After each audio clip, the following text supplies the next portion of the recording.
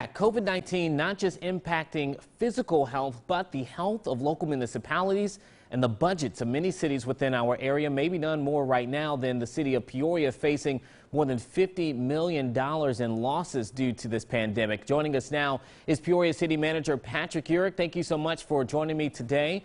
Last night, you put out a few plans in order to kind of fill the gap, so to speak, right now for this budget shortfall. What are those three plans that the city now has to look at?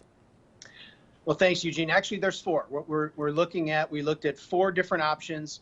The first was where we had no operating cuts, and then three other options that included $5, $10, or $15 million of operating cuts. The council had already kind of coalesced around $26 million of capital cuts in this year, and then $14 million next year. So we're really looking at four different scenarios to try and work through what we're anticipating to be a multi-year budget shortfall due to the downturn in the economy because of this pandemic.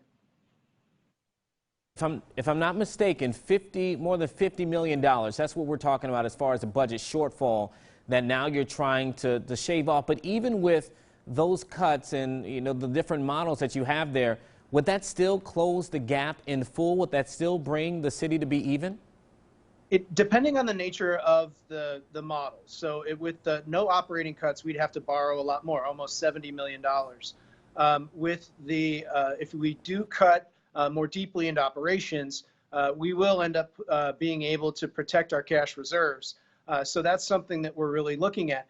The real impact of the three options that have expense reductions or operating cuts to it include anywhere from 75 to 150 positions being reduced out of the city's budget. And we only have 664 employees. So that's a significant number of our employees, almost 12% of the workforce to up to over 22% of the workforce.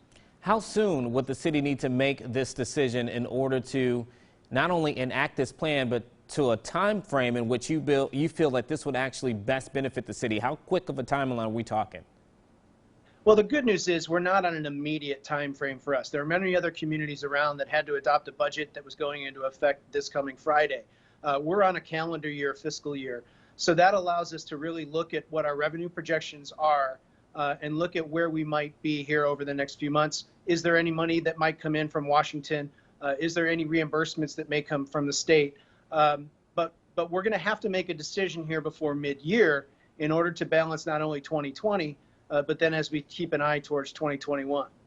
All right, I know that you have four different options that are on the table, and they're there for a reason, but I do want to ask of your opinion here.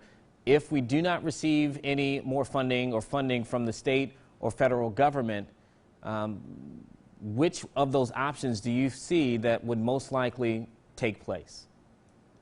Well, I think that's a real difficult question, and that's really a question that should be asked of the council. I mean, it's their purview. I think that one of the things that we're going to have to do is probably some form of borrowing. How much is still to be determined, and then some form of expense reductions to go through this in order to make our ends meet here.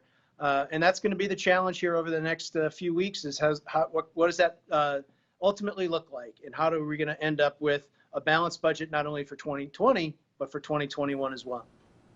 All right, City Manager Patrick Urick of Peoria, thank you so much. For those who would like to see those four different options, we have that on our website, ciproud.com. As always, Patrick, thank you so much for joining us.